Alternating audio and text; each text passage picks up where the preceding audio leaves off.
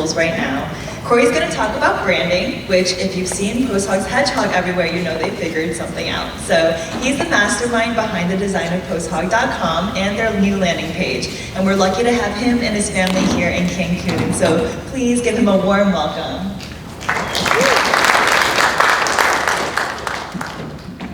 Thank you for having me. All right, what's the difference between a hedgehog and most VCs? One of them has a spine. I'm kidding, okay? Don't tell anyone who says that. All right, so we're gonna talk about branding and specifically how not to be boring. And before we get into that, I just wanna ask, what's a favorite brand that you have? Just shout it out, anybody? PostHog. Okay, thanks. Anything else? And it doesn't have to be in tech, it could be anything in the world. Who's got a favorite brand? What comes to mind? Okay, well, that's been fun. See you guys. Anyone like shoes, food, coffee? Nike. Okay, why do you like Nike? I just got shoes. Okay, and is it how they feel? Do they look cool? What is it about the brand? They just help me play sports. Helps you play sports. Okay. So the brand can mean a lot of different things to a lot of different people, and but really it's about finding some identifiable connection. You know, you can wear a bunch of different shoes, but Nike for some reason really gets people excited. It's how you feel in them, it's how they look, it's the experience in them. And so whether it's the product or how it makes you feel, there's a lot of great brands out there. But brand oftentimes, it's not just your product that you're building. And the reality is most of you will probably build a mediocre brand. You know, this is shock value.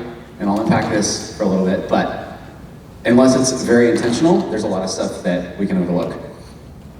Okay, so you're probably wondering, who are you, Cory, and why are you chastising me about my brand? So, quick summary to validate why. Hopefully you'll give me a few minutes.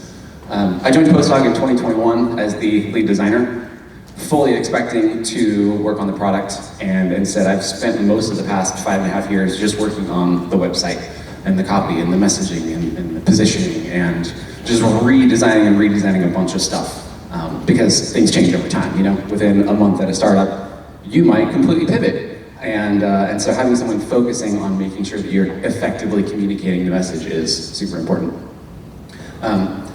So yeah, when I joined, they wanted the website to be our main source of communicating our message rather than a sales team. And so we put a ton of effort into that, and it's been my baby ever since. But in reality, you know, I'm just a one man up here with an opinion, so I'm gonna say a bunch of stuff, take it or leave it, however you feel. Maybe hopefully you get a good snippet or two. And I'm by no means an expert, I've just learned a lot of stuff along the way, so I'm here today to hopefully share a little bit of that with you.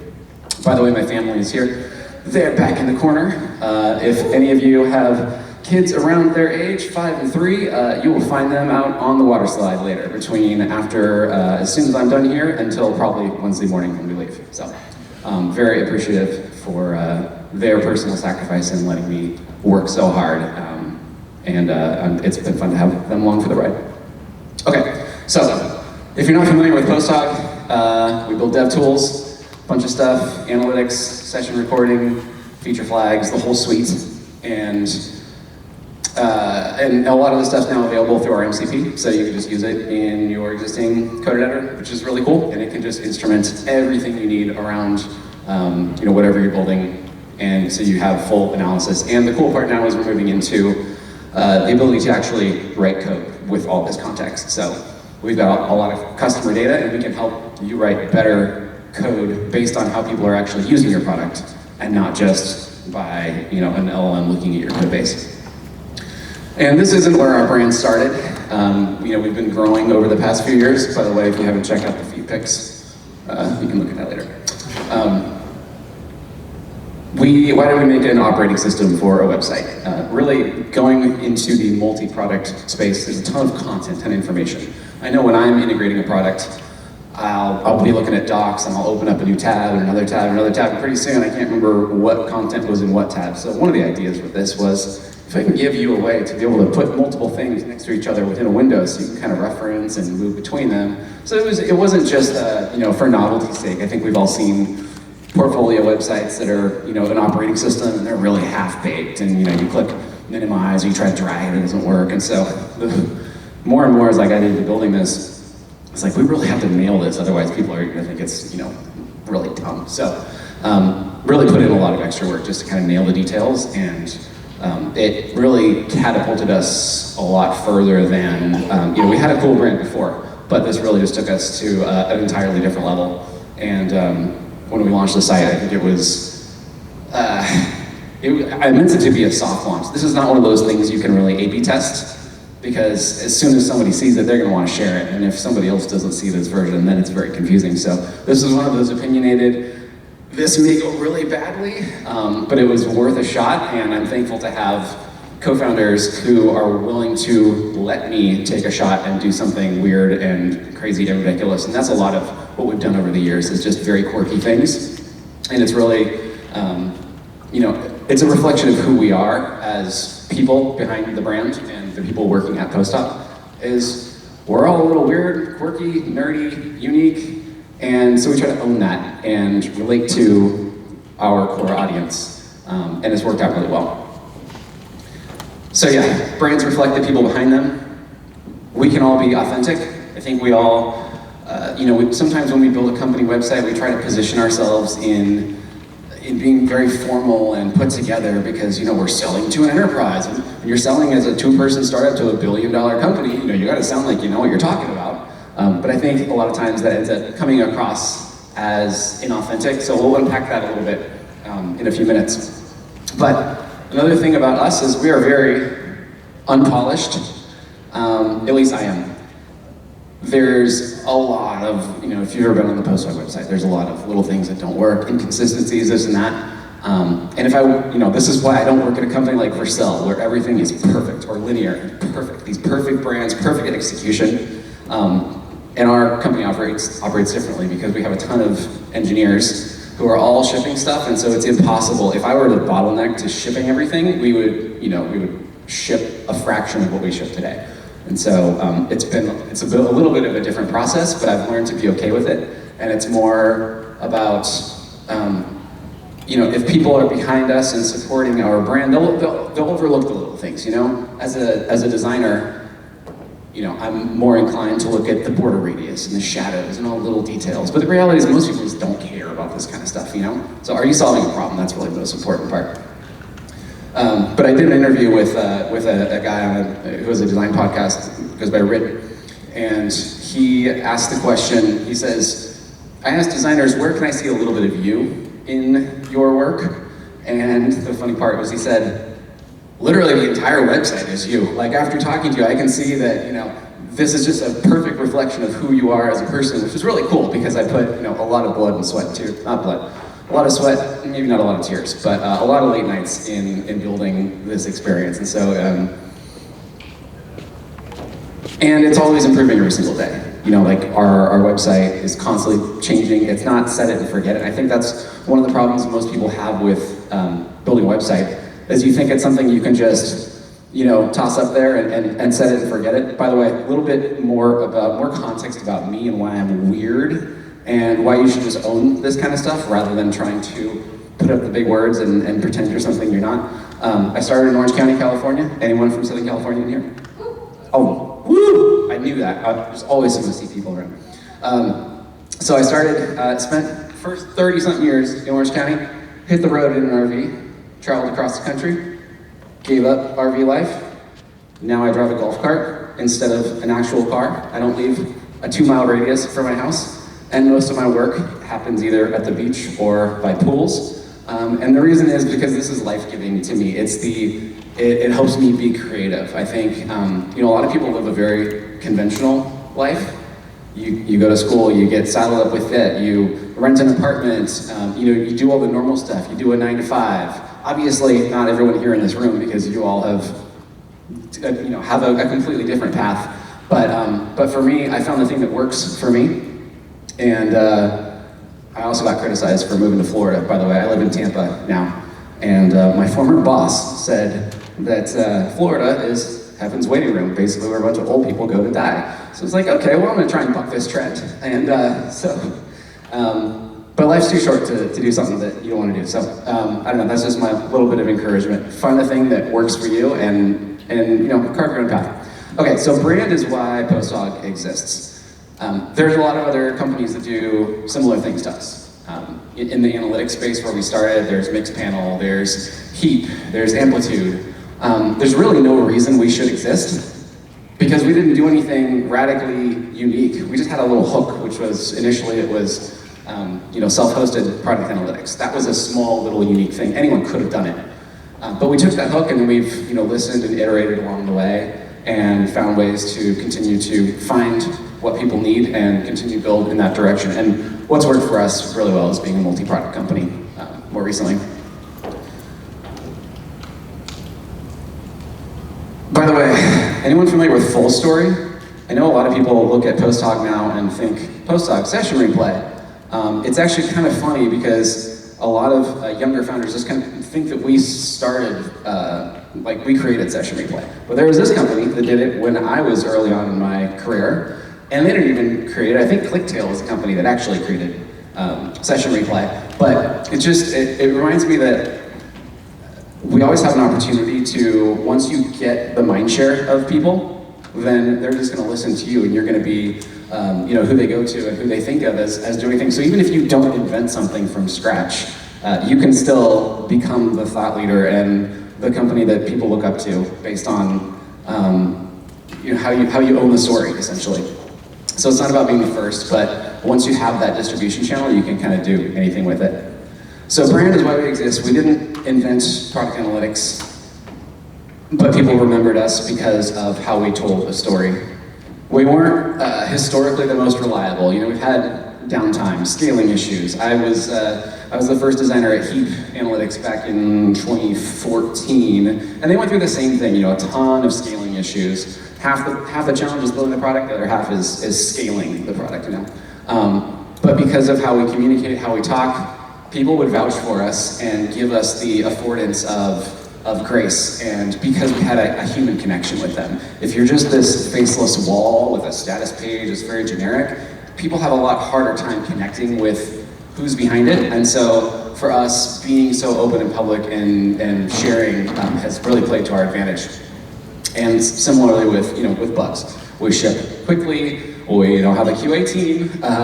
Customers have sort of been a QA team for a while. We're getting better at this, I promise. But we fix bugs quickly. Oftentimes within an hour, an engineer is tweeting back with a PR link of, oh, here's the thing that you just complained about an hour ago, we just fixed it. So that dopamine hit that customers get from that is really cool, and it just builds that brand loyalty. And lastly, if something goes wrong, we try to make it right, whether that's a billing issue. There was this one example of a guy with a side project who got this $600 bill. And so this is a couple years ago. I saw it in Slack and said, let's just come up with side project insurance. Not a real insurance policy, but something that's just kind of catchy. And so, yeah, we already are refunding people, as I'm sure most of us do. If someone gets a surprise bill and it's, authentic, they're not scamming it, like, sure, we'll refund it. So within an hour, we tweeted back this side project page, and now we have this. So it was really just, listening to customers and iterating along the way, and also being able to, me as just an employee, not a co-founder of PostHog, to be able to go and do this on my own, and just knowing that the founders are totally cool with it is cool to have that kind of, that trust. And it's worked out really well. We're nothing, without our brand, we're nothing. We exist because we stuck in someone's mind, and they remembered us and told their friends about it. And that's why we're here. So let's go back to that earlier statement about you're probably gonna build a mediocre brand. It's not because we're not trying as founders. I've founded a few things over the years. I haven't been as successful in really building a brand as I have at PostHog, because I've been spending my entire, my life, the past 5 years of my life doing this. And it's because there's a million other things to do, raising money, hiring people, firing people, keeping the lights on, building a product, building an MVP, finding product market fit. And so there's so many different things to do, but I would encourage you to remember that every single interaction someone has with your company is building a brand. And so ultimately, like, you could build the best product in the world, but unless you find the audience, it really doesn't matter. So that's almost arguably more important than building product, in my mind. I think too often we dilute or distill down brand to being a logo and a website. I remember my last company that I co-founded, I was the co-founder of, the design co-founder, but my co-founder didn't even want me working on the website. He wanted me focused on the product. And so, in his mind, the website was sort of a, let's just throw 25 grand at the problem or whatever it was at the time, let them figure it out. And, but it's really more than the website. It's every interaction with a company that you have is what is building a brand and their loyalty. So it's, you can't just farm out this sort of thing to an agency. It's gotta come from you and the people that are living and breathing this. An agency is not waking up at 2 in the morning writing down some idea they have for your brand, more than likely. It's gonna be you. That's what founders do, and that's what the people with the owner mentality about a company, that's how they think. So yeah, all the different interactions of the brand, it's everything from how you price your product. Do you have transparent pricing? Do you list pricing on your website? Is it just a, call us button? That affects how people think about you. It's how you communicate via email and the artwork and all that sort of stuff. It's the candidate experience. If someone's looking to work at your company, what signals do they pick up from that? It's customer support interactions, and when people are actually going out of their way to compliment something, like that's a really cool signal. And then there's stuff like, how your CEO interacts with people on the internet.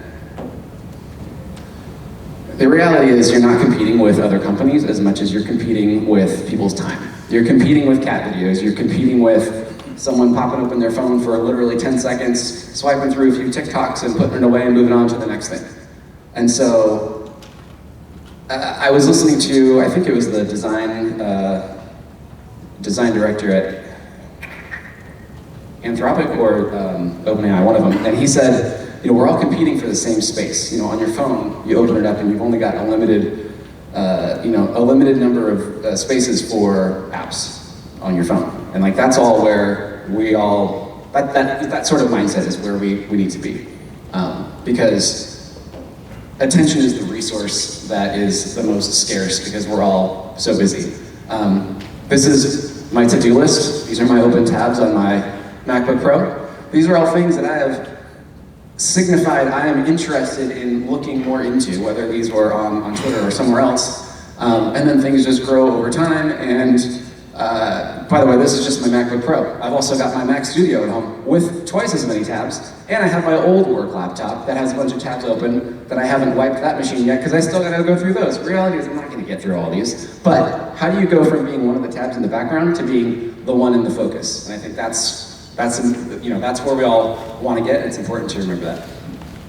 There's been a lot of marketing tactics over the years that have worked, and some of these still work for traditional industries. I think us being in tech, at least for me personally, there's a lot of things that really drive me nuts. Anytime I see a thought bullet post or something clearly ChatGPT generated or a bunch of these silly, this is one of the first things I actually generated with ChatGPT a few years ago as a joke. But the reality is the content you're producing, does anyone actually care outside of your company? Obviously, you want to create stuff that's valuable. Hacker News is a great example of that. If something's there, it's a pretty good signal that people, if it's on the front page, that it's something people want to learn about. And so that's something that we always look at is what would Hacker News think about whatever we produce? And Hacker News is a pretty good barometer for if people in our space are gonna love or hate something. But it really comes down to knowing your audience. Maybe white papers work for whoever you're selling to. But I also think, we're all humans. None of us really like to be talked to in that way. We much more prefer a personal connection. For us, our ICP has been product engineers. And so we've always tried really hard to stay true to that. So not doing the things that actively pisses off our demographic. And so, public, transparent pricing. no value-based pricing, nothing like you have to call us just to get a quote or anything like that. It meant having code snippets on the homepage. And a lot of anti-patterns that other companies just haven't done. I'll talk about that in a second, but the candidate experience. A lot of people that work at PostHog came from other companies who originally went to PostHog, the website, to learn how to integrate it. And then they got so distracted by how fun the website was or the experience that they end up working here now. And so I'll give you an example of one thing that really drives me nuts is when I go to a careers page, because I'll browse careers pages a lot just to see what they're hiring for. No offense to any of you who do this, but you have the banner at the top and you hit the button and it scrolls you all the way down to the bottom to see the jobs. Because you think, logically, well, I want someone to understand my company and why we're great and have all these benefits and why you want to work here before you get to the roles. I don't have time for that. I don't think any of us have time for that. So what I did was I put all the careers at the top of the page, see if you see something that's interesting to you, and if you find something, you can continue to scroll down. So these little things, little improvements that I try to put into the website just to create these moments that spark joy. We also have a very anti-sales page where we describe typical B2B enterprise SaaS buying process of all these steps you go through with other companies that are just miserable. I mean, no one enjoys them, right? It's all about trying to find the value and feel out how much you can charge and fake discounts and all this kind of stuff. So we compared that with our process, which is it's very simple. Get on a call with an actually technical person. All the pricing's there. You can read our handbook and see how we do sales. And because our audience doesn't like to be sold to, our audience wants to be able to be presented with information and let them make a decision about whether or not it's going to work for them. Also added this anti-pattern of you'll hate PostHog if you like white papers, if you like buying a bunch of tools and trying to have to stitch them all together yourself, if you think CSMs are your friends, all these just fun little quirky things that I haven't seen this done before, so just take it, put it in a slightly different way, and it resonated with people, so that was a lot of fun. We had a guy who joined our marketing team early on, and one of the first things he tried to do was to put CTAs in the docs. I was like, whoa, no, we're not. Our audience is not going to appreciate this. Like maybe in a blog post, but you're not doing that. So we always trying to hold that in mind, make sure we don't do things that alienate our core audience. We think of our website as a product in and of itself. So it's not just a one-time set it, forget it thing like I mentioned earlier. Our website team is myself, we have a front-end engineer, and then we have some support from our graphic artist, and other people will get involved here and there. But if you think about it, we're spending probably, $500,000 a year on the website alone, which is kind of crazy. But if you think of it as your main marketing channel, obviously we've grown a lot, we now do actual marketing and stuff. But if you think about your website as a product, it always needs to be evolving, changing. You're changing how you talk about your company, so it needs to be reflected there as well. And we've used this as the source of truth. So if it's on the website, this is what the marketing people use, this is what the sales team uses, and so it is the source of truth for everything about how we talk about the company. And it's also where our public handbook lives. We weren't the first to do a public handbook. I think GitLab did this. They were a great inspiration for it. We've kind of taken it from there and run with it. I think, a lot of times, if you don't have this stuff out there, if you have a very simple website, if you don't really explain who's behind the company, it's one of those, you want to look big, you want to look authoritative, and we found that being super public really lets people form that personal connection with us and understand how we think and how we operate, and the authenticity is what breaks through the noise. I think there's so much inauthenticity. Anyone can spin up a company, spin up a website with a couple prompts now, and so having the personal touch and showing those signals to that indicate to people that you're real and why they should trust you. In reality, people are looking around your site. If they're on your site, they're looking around for a signal to be able to trust you. And so give them those things. So it's up for you to earn it, basically.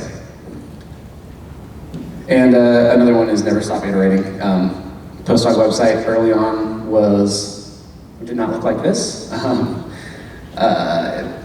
And if you're not constantly competing with yourself, then another company's gonna come along and take your spot.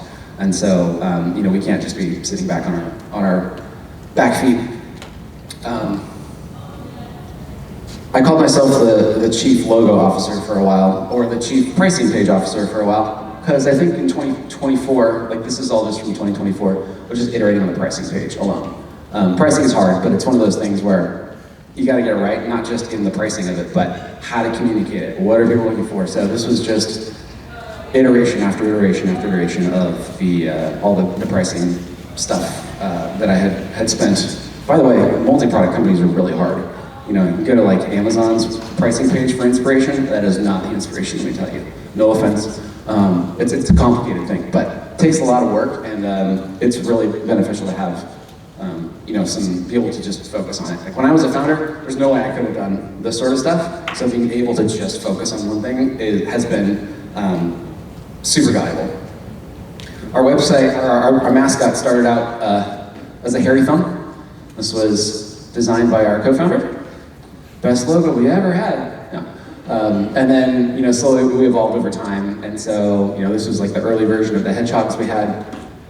Nothing's been AI generated except for this desktop background, which came from an original hand-drawn illustration. So it was our spin on how we can do our own version of like integrating AI, but not just relying on it to do stuff for us.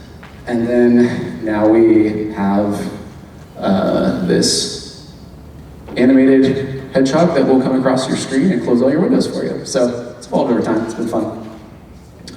And our more than just the artwork, this is the site that I saw when I came to join. This was my first version that I worked on. We decided to leave the rockets to SpaceX very soon after that. And one of the OKRs, when we were doing OKRs for a while, we thought would be funny was, can we increase the number of brand mentions on the internet? Which is really hard, because at the time we were talking about this, there were 2 or 3 a day, maybe. Like, that's cool, but can we really get people to care and start to talk about us? And so, it's not a great, brand mentions as an OKR doesn't make a ton of sense, but now we have so many that I can't even keep up. So that's really cool, but it was done intentionally. Let's see what else we got here. Now we're exploring ways to take the brand more AI native. There's a risk for a lot of companies that have been around for a while, unless you are all in on AI, are you kind of old and tired? And so how do you bridge that gap between that? We're still working through it. We're working on a ton of very interesting stuff, but how do you signal that as a brand that you are the future and not just stuck in the past? So this is a current challenge, and I think we're onto some cool stuff. But that's it. And because our brand has been so strong, we actually thought about creating a sub-brand and going off in different domain name for a different type of product. And we put a bunch of effort into that, and then decided to cut it last second because we heard from people that people still trust PostHog brand, which is really cool. That brand equity has sort of help us bridge the gap between pre-AI and where we are now. By the way, this is a little sneak preview of this is a wireframe I was working on over the weekend, and we are coming out with a Slack bot. I don't think this is public. No, maybe it is public. I don't know. Pretend you're getting the inside scoop here. Okay. This Slack bot where you can be chatting with your colleagues and just mention PostHog, the bot, and it will just go and spin up a PR for you or do your research on your data or whatever. So without you having to leave Slack. It's cool. There are other tools that do this, but this actually, when it has all your product data, it can make far better decisions and be much more informational than you get with just an ordinary, LM.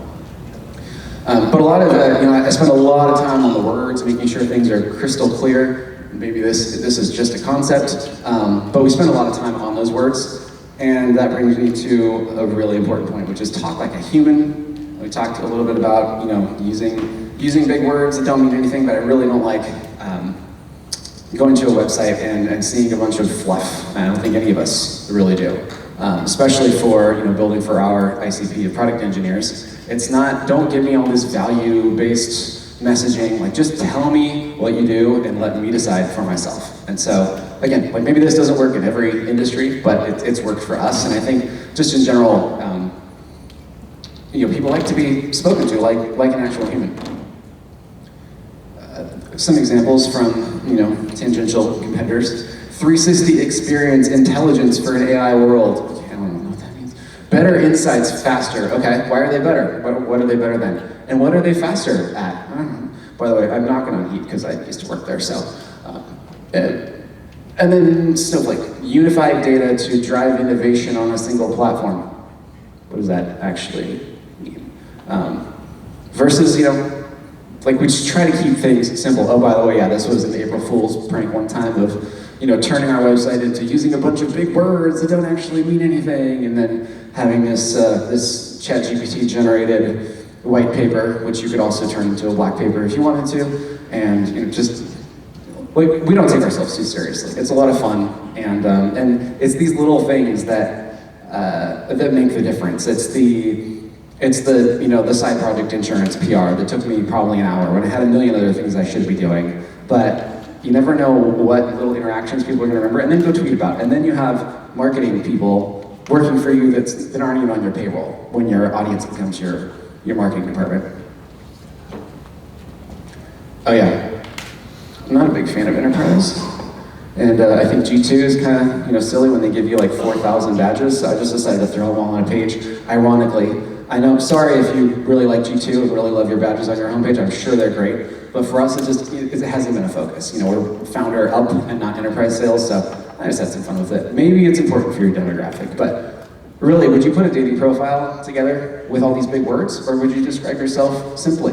And I'm of the mindset that even if you're an enterprise SaaS buyer, you can still be spoken to like a human being, and that's going to resonate far more than just using a bunch of buzzwords. Be uncopyable. I carve my own path. I always challenge things. I look at best practices and go, why is that a best practice? Like, did someone just decide one day that this is the way to do it and everyone else copied them because that's what the company that succeeded did? Maybe ChatGPT is a good example of that. Is a text box the best input for interacting with an LLM? I think we can all agree no, but it was very easy to copy that, the most successful example of that happening, and now it's sort of the standard. And so now, as a designer, and I was in a room full of designers recently in San Francisco, and we're talking about, we all know this, auto-generated UI, and like this is all in the future, but like we all just kind of defaulted to this one mode that one company did, and I think more of us need to push back on why do we do these things, and is there maybe a better way that we just haven't discovered yet? And there is risk in maybe doing something wrong, but also you could do something 100 times better than what's out there. You may or may not notice that a lot of cars start looking the same. Southern California especially, there's like 27 Teslas all lined up next to each other in the parking lot. We rented one recently, we were in Reno for a wedding, and my daughter went up to the wrong Tesla because they look exactly the same. So a lot of stuff look exactly the same. On the web, very similar. Linear became very popular for their sleek aesthetic. It used to have more purple glows and stuff, and then every other website in the world started to look exactly like Linear. When I started my career, Mint.com was a website that everyone wanted to copy, and so that was one of those, hey Cory, can you do our website for $500 when Craigslist $500 websites was a thing? And then you try to do something unique, and then it would always just, they would just, well, what if you made it look a little more like this? They basically just want Mint.com with their logo, or Linear with their own logos, is how so I think that's probably affected a lot of how I think about being creative and doing something different and unique. So with PostHog, this is sort of like, we always try to take the off-ramp and take a very different approach. And so I love this example. Someone called out, everyone looks like this, and then you've got us over in the corner just doing our little whatever, but it cuts through the noise, which is the cool part. So some examples on how not to stand out. State of the industry reports. Maybe it works for your industry. There are some that are valuable. I don't want to knock on every single one, but 90% of the stuff you see on LinkedIn is just, give us your email and we'll give you this thing that was probably generated by ChatGPT. Generic emails. These are small touch points that so many of your customers interact with in your company on a daily basis. Auto, Zendesk replies, or maybe some outbound. I just found one in my inbox there. It was kind of weird. Merch should not be something that you just slap your logo on a tri-blend t-shirt that you get from Custom Ink and hope that people are going to love it. There's, that's been done. Like maybe it worked 10, 15 years ago, but now everyone does it. So now you got to find something else that's going to stand out a little bit more. And then, sleazy outbound tactics. I looked at what was this, HelpSpot pricing page, and then someone emailed a colleague saying that I was interested in something. I looked at the pricing page, and then completely lied about it. It was just ridiculous. These things do not endear yourselves to customers. So if you have salespeople, if you have people that are, commission-based, just remind them this is not the way to build a brand. In fact, it does quite the opposite. And my absolute least favorite thing, pricing pages that contain no actual pricing. Just call it a plans page or do something else. Also these chatbots. Does anyone like these little chatbots on websites? Okay, yeah. Just don't do the things that we don't like because other people don't like it either. And how does this work in the age of LLMs? It's even harder because LLMs are now summarizing information. You used to be able to go to Google, type a search, and maybe you got a shot at being the top 10 on the list there. And now there's this layer of abstraction where maybe you'll get referenced but not even mentioned with a link. And if you are a link, maybe it's just a little one inside of a bracket. So finding ways to cut through the noise. I think that's why the PostHog site, when we relaunched it in September, there's a huge surge in traffic, and I think just all these signals that are going into it from humans, because LLMs are still, even if they're making up their own decisions, they're still deriving it from what are the signals that we should care about, and they're looking at what humans are posting online. And even if you're building for agents, and humans are not your primary audience, they don't have credit cards yet, and a human still has to be the one to make the ultimate decision. So you still have to sell to humans, even if you're really just building things for agents. Okay, here's a spicy one. Visual design really doesn't matter as much as what most designers would have you believe. And I'm glad there's probably not a lot of designers in here, I would probably get stoned. But it's really about the message and the content, and do you solve a problem, and do people care about you enough to overlook all the little things that are, maybe inconsistent or not perfect. I'm embarrassed by the PostHog website. There's a ton of bugs. There's a ton of little things that I need to fix. I just don't have time because I'm trying to work on the next thing. But fortunately, our audience is willing to overlook a lot of the inconsistencies or the shortcomings because we've built up so much more brand equity. We've run some billboards in San Francisco and in New York, and New York Times did an article about these tech billboards. Example of this design is not great, the illustration is fantastic, but in general, this doesn't look like linear, this doesn't look like Vercel, this doesn't look like Brain Trust or any, sleek, sexy dev tool company, but it wasn't the point, it was about the message. And then if you've seen these lawyer bus ads that are proliferate all over the place in the US, I decided it would be fun to do a little take on that. So that's where we came up with our own lawyer-style bus ad, which has been, I think, one of our more successful campaigns that we've done. By the way, I think we got most of this through our Brex, points, we redeemed points for these. So it was kind of fun just to be able to throw on those. User and product is something really important. Building something people want is great, but you also need to make an experience that people love. I don't think PostHog, as a company, we use our own product as much as we should in the way that our customers do. Because when you're building something, you're just in a totally different mindset. And so we have a side project policy at PostHog where you can work on your own side projects, which is annoying because I've had so much fun working on PostHog that I've neglected most of my side projects. So I've been explicitly trying to spend more time working on them now, and I see the product in a totally different way.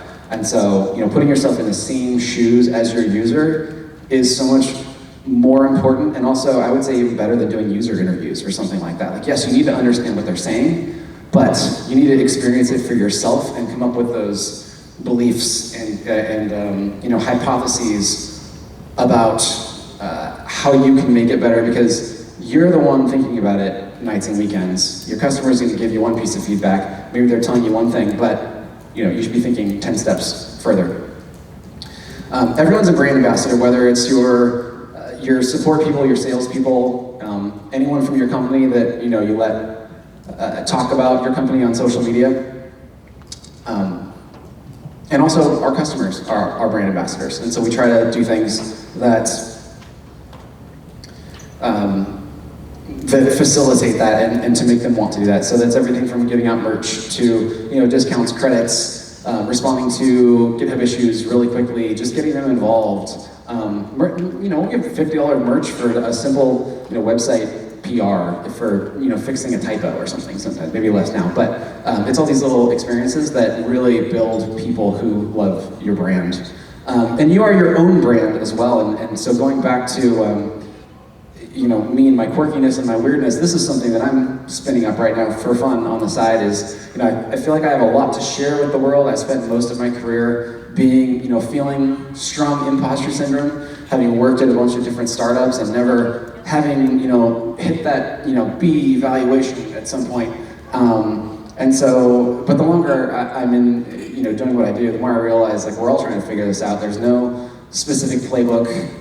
We're all just kind of learning and iterating as we go. And so I feel like I have a bunch of information that I've learned that I'm going to start trying to put together here, which is basically a summarization of everything we talked about here. Do your own thing, carve your own path, figure out what works for you, and find a way to, to have your own identity. Because and I want to get the younger people that aren't even maybe out of high school or college yet. Don't just follow the path you think you're supposed to do. Go out and do something that makes you happy. Because life is way too short, guys, to sit in an office 9 to 5 or whatever. And I think we all know that. But take this and consider what this means for each of you and how you can encourage the next generation of founders as well. Because they're looking up to you now. And so you have the ability to affect what someone else thinks in the future. All right, I'm wrapping up here. Quick checklist for you. Does your website look like it could belong to any of your competitors? If you remove your logo and slap another logo in there, could it work? Or is there anything about your site that is particular to you? Would someone outside your company actually want to wear your merch? Because that's a great way to get people to promote you, but you gotta get them to actually want to wear it. Do people vouch for you on the internet? Do they defend you in Hacker News threads or on Reddit? We've seen a ton of that, especially for the new website. People coming in and being like, oh, this website's terrible, I can't believe it, this is awful. And we have our own customers replying, oh, well, they didn't make this site for you. I'm in their ICP, I really like it because A, B, and C. And so getting people to vouch for you is a way of scaling your brand in a way that you just can't do with headcount internally. Does your persona match your company brand? Who are you? Are you the same vibe as what the company is? I think with James and his Twitter account, it's very quirky and it's not what you get from a typical CEO. And so, but that's also the same reflection of the company. And so there's a consistent pattern there. Are you sharing your hot takes? I'm sure each one of us have opinions about something that maybe we think is odd or what. Hot takes sell, they get traffic, throw it out there. Even if you're wrong, have a conversation with someone. There's never been, there aren't that many examples of, maybe that's a better way to say it, nothing can go bad from having a conversation with people. Start the conversation, get some eyeballs. Does your ICP feel like your brand was built specifically for them? Or are you trying to cover so many different use cases that it doesn't really land with anyone? Maybe that's a case for some landing pages, but really hone in on what that is to make sure that people feel heard and seen and like it was tailored for them. What are you hiding that you could share? Whether this is your handbook, your sales practices, by default we want to cage a lot of this stuff because it's vulnerable to put your stuff out there. When I first started at PostHog and Figma files are open and people can see how messy my files are, that was very intimidating for me. Now I don't care at all, my files are messy, whatever, but it's really the work that matters, it's not the process to get there. How'd you describe your company in the elevator today? This one I think is super important. If you described to someone walking over here in the elevator what your company does, and it's different than your headline on your website, maybe have a thought about Why did I describe it differently? Is the way I described it less formal, more engaging, whatever it is? Like maybe there's a reason to kind of, you know, put that, make sure it's more solidified. Is your website a living document or a static brochure? PostHog website gets dozens of PRs merged every single day. We do have our handbooks and our docs on there, but it's a living, breathing thing. And like you saw with the pricing wireframes, like it's a constant iteration, and it's so worth spending the time to make sure that you're constantly like honing and crafting it to be however you're talking about the company today, because it's probably different than it was a month ago. And the last one, are you farming out your brand execution? Are you hiring an agency? Are you getting some, you know, offshore social media company to regurgitate content or whatever? Like maybe it works, but there's probably an opportunity to have someone internal or just really own it from the inside, because again, like no one's gonna understand your brand better than you do. Okay, so if you're interested, if this has been at all helpful, I just recently published a whole brand section in our handbook, which you can get to posthog.com/brand, and it covers everything from visual design to messaging to positioning to how people talk about the brand and all sorts of different avenues of the company, examples. So it's really comprehensive. The reason is, you know, we have one design engineer that works on the product, and then there's me, mostly working on the brand. We have some graphic artists, but from that, there's no one looking at the at every single pull request that an engineer, it's up to the engineer to figure out what to ship. And so this has been specifically crafted to be a resource for an engineer with no design awareness to be able to figure out how to produce something that is still aligned with the brand. So hopefully it's helpful for you guys as well. And that is me, that is it. Thank you for listening. Hopefully I didn't ramble too long, and I hope you got one little good tidbit that you can take with you out of here.